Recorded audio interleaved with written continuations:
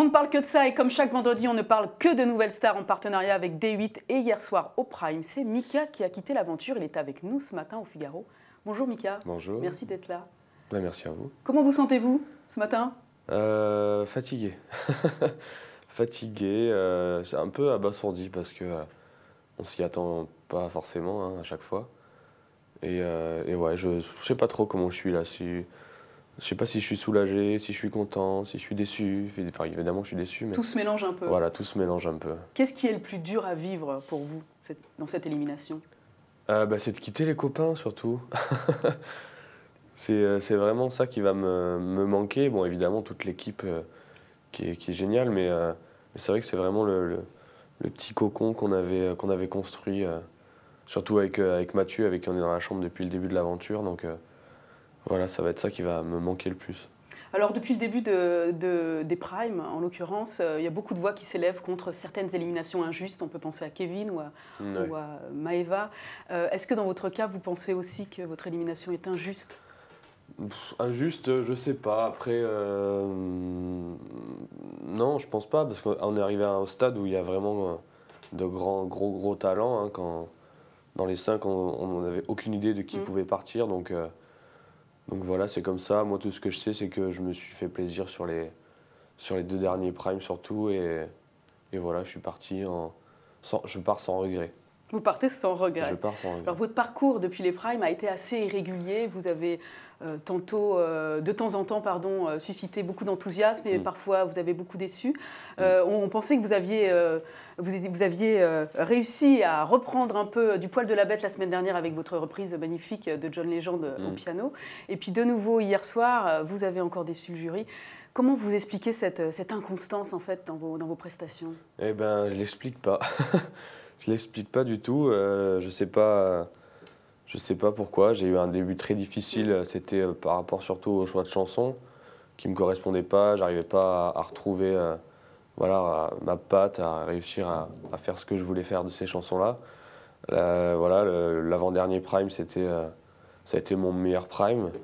Et là, sur ce prime-là, je pensais que ça allait être un de mes meilleurs aussi. Et pour moi, je l'ai vraiment vécu comme un très bon prime. Après, bon, j'ai eu des rouges, hein. C'est comme ça. On va regarder un petit concentré de ce que vous avez chanté hier et ce que vous avez fait. Ok.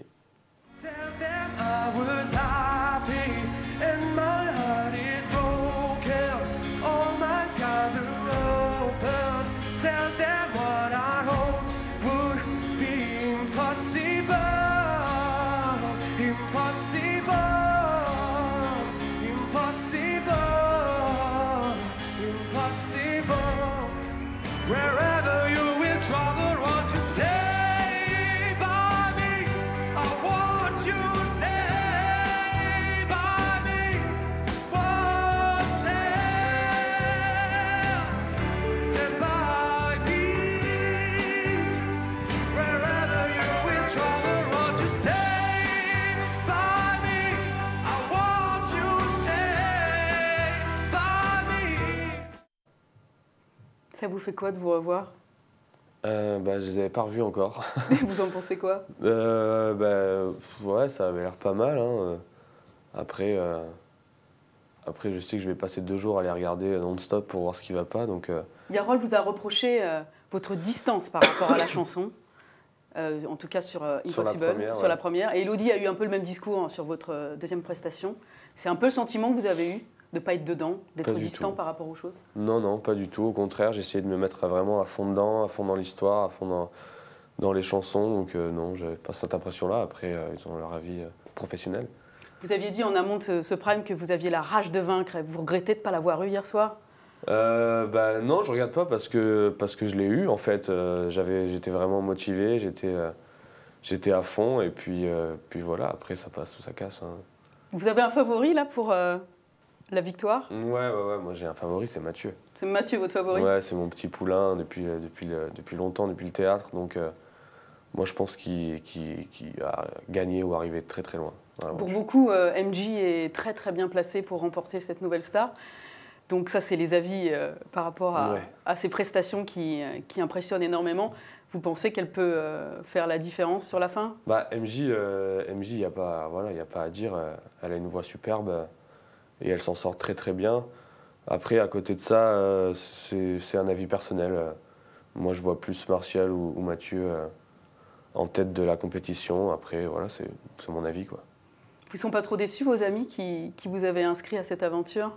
Ah, ils sont super contents. Je les ai eus hier soir au téléphone. Ils sont super contents que je sois arrivé jusque-là, que je sois arrivé, voilà, que j'ai réussi à faire 5 primes. C'était déjà assez incroyable. Je ne pensais pas arriver jusque-là, quoi. Donc non, ils sont super contents, super fiers de moi et j'ai hâte de les retrouver. Qu'est-ce que vous allez faire après là? Vous reprenez votre vrai métier de coiffeur-barbier ou vous partez... Eh ben là, je vais rentrer au Bercail, je vais rentrer dans le sud et puis non, je pense que je vais continuer à bosser mon album surtout parce que voilà, là, ça m'a vraiment mis un pied dans la musique, donc je vais tout faire pour essayer d'y rester et de réussir à faire quelque chose, quoi. Vous l'avez déjà initié cet album ou c'est un projet qui n'est pas encore démarré? Non, il est en construction, donc voilà, on ne sait pas encore. Il y a une maison de disques derrière vous? Non, pour l'instant c'est mon petit projet et puis on verra après si ça plaît. Avec plaisir. Très bien. Merci beaucoup, Mika, d'être venu au Figaro ce matin débriefer vos prestations d'hier soir. On les retrouve sur d8.tv et puis on vous suivra sur les réseaux sociaux. Et nous, on se retrouve très vite sur Figaro TV.